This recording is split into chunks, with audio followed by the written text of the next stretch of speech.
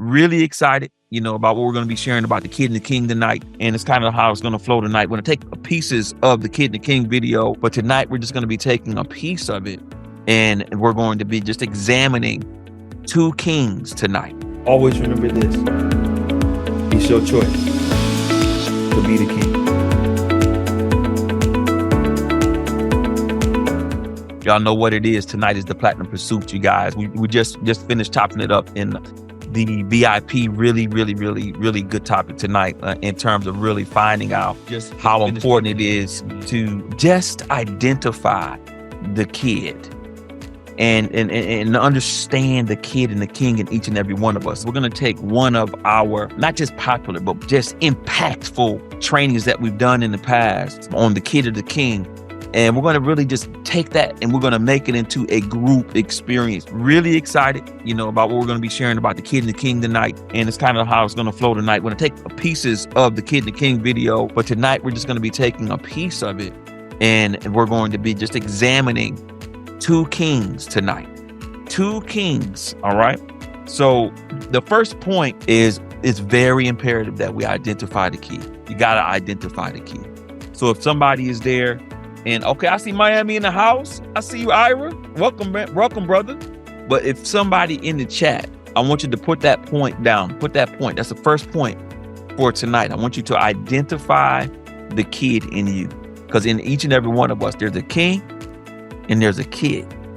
And the kid wants to take control. And anytime the kid wants to take control, remember, the kid is not there to help you, even though it may seem like he's trying to help.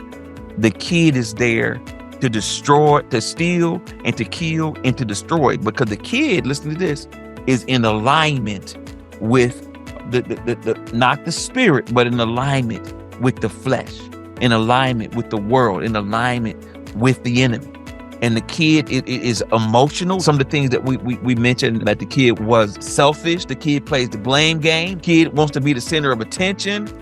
The kid just comes out, sometimes just becomes comfortable and doesn't honor, where give honor where honor is due. And the kid doesn't show a priority. He has a lack of priority for those that he's supposed to prioritize. And the kid sometimes can just be resentful. So those are some of the things we just got finished talking about, you guys. And it's important for you to identify the kid in you. So I don't know what your kid is and how your kid shows up, but you want to make sure that you identify that little joker. Because anytime you try to show up, remember, your wife is not respecting that part of you. She will not honor that part of you. You will not receive the respect that you're looking for, and you will not get the response or the fruit that you want to get. So make sure that you identify the kid, you guys. Identify the kid. I'm about to share my screen, and we're going to go into the first king that we're going to examine tonight. And that's going to be King Saul. So let's go ahead. Boom, let's go. 1 Samuel 15, 21 through 23 reads like this. The soldiers took the sheep and the cattle from the plunder, the best of what was devoted to God, in order to sacrifice them to the Lord your God at Gilgal. But Samuel replied, I want y'all to hear this. Samuel was the prophet of the Lord. All right. And he's talking to Saul right now. And Saul was given a very direct command by the Lord to destroy everything that the Amalekites owned. And Samuel walking up and he's hearing the sheep. He's hearing things that should be dead. Is that right? And let's keep going. It says, but Samuel replied, does the Lord delight in burnt offerings and sacrifice as much as in obeying the Lord? To obey is better than sacrifice. I want y'all to obey is better than sacrifice. Come on, somebody. For rebellion is like the rebellion is like the sin of divination. All right, like witchcraft, and arrogance like the evil of idolatry. Do you hear me, man? We're gonna dig into this because you have rejected. Listen to this. Because you have rejected the word of the Lord. This is what Saul did. He's rejected you as king. Now, come on, fellas, let's dig in. Saul, at this time, was given a specific command to go and to destroy the Amalekites. He was going to everything that was breathing, everything that was living, He was commanded by the Lord to go and destroy it. Why? Because when Israel was coming out of Egypt, what happened was the Amalekites were not kind to them. They actually made their way rough. They made their way a lot harder than it would have been if they didn't have to pass through the Amalekites. Now listen to this. So God said, we're going to get them suckers back. Is that right? We're going to make sure that they don't ever do this. But they realize that you guys are on a mission for me. I'm your God. So if they are offending you, they're really offending me. That's exactly what God is saying there. But what does that mean? Like, when you're in leadership and you're as the husband of your family and you're the king of your family, let's look at some of the reasons that Saul gave as to why he didn't kill those animals. And that Samuel came up was like, man, what's this bleating of these sheep that I hear? You didn't kill. God told you to kill everything. Is that right? But he didn't obey the voice of the Lord. And then I want you guys to hear this. One of the things when Samuel was talking to him, he said, the Lord, your God, Samuel. I want y'all to hear this, man. I mean, words matter. Words matter. He told Samuel, I did everything that the Lord, your God, said to do. So he arguing back with Samuel, the prophet, but he's really saying the Lord, your God. So he's basically telling Samuel and showing Samuel that, I know God, but we ain't really that deep, because that's really like your God. I want y'all to hear that.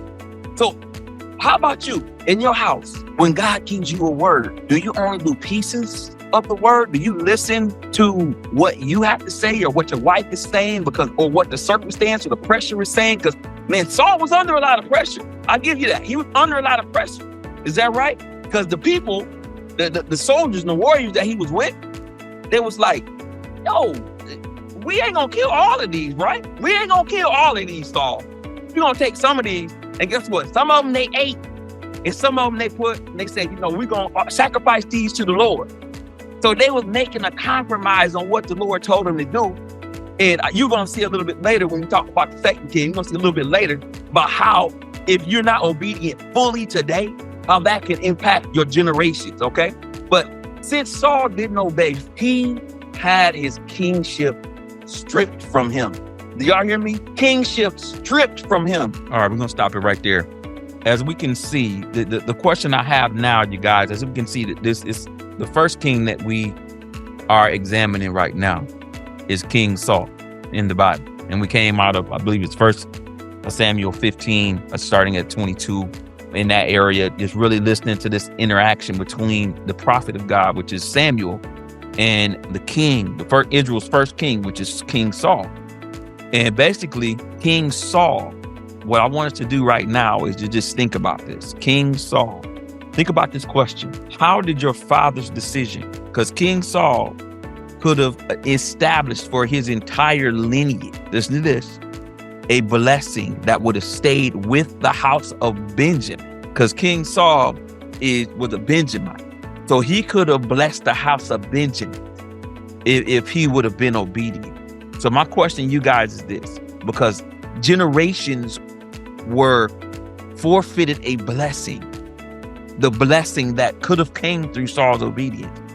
My question for everyone tonight on the Facebook group and in the group tonight is this: how has your father's decisions impacted your generation? How has your father's decision impacted your generation? Let us start looking at some of this. I know a lot of you guys, some of you guys may think very highly of your dad. I'm not saying not to do that, but I am telling you that some of you guys may think your dad was a joker. I don't know, whatever it may be. I'm just saying, wherever your dad was, I want you guys to start to answer this question. How has your father's decisions impacted your generation? Let's chop it up, fellas. I'll start with this one. For me, my father was very, very sporadic in my life. So when I did see him, all I learned from him was to have a bunch of women around, to be a street dude. And I think that's where that wanting that spotlight and that clout from things that didn't matter came from, because that was the image I saw. And when he was around, besides seeing that, what came out of his mouth was always negative towards women, or here's all the reasons why I'm not around. And there was a lot of excuses. So I think for me, inadvertently, without knowing that's what I was doing, you always say, I don't want to be like X, Y, and Z, but because that's all you see, you end up being like X, Y, and Z. So I think I mirrored a lot of things that I didn't like without knowing I was mirroring those things, because that's all I saw. Man, that's good. Thanks for sharing that, George. And that's, guys, I want you, it's time to be transparent. It's our time. This is our group time. It's the Platinum Pursuit time. So it's our time to be transparent. Just like you just saw George, he just led the way. That's what we're looking for. So in the chat, just be honest. Just be honest, because if you're not honest, the truth sets free, you guys. So if you're not honest, you're not going to really get to freedom. So you got to be honest with, one, identifying the kid in you, but you also got to be honest with, man, how did that kid get there? Let's talk about it. Who got next? For me, I guess I have a double connection to it, because my natural father was actually never there. He wasn't there until I was 16. So, and our relationship was rocky, probably till the day he died.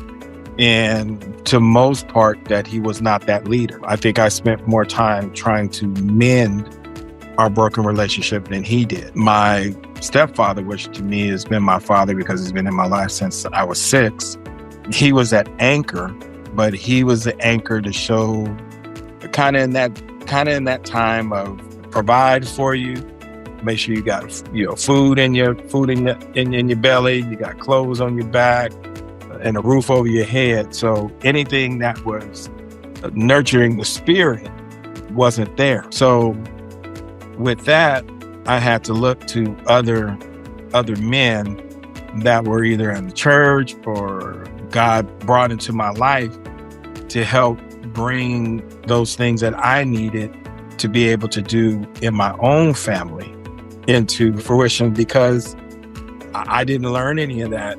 And like I said, my stepfather, not a bad man. He's a good man. But those things to lead on the next generation, they just weren't given. And then with my father, they were just completely just exhausted. Thanks for sharing that, Fred.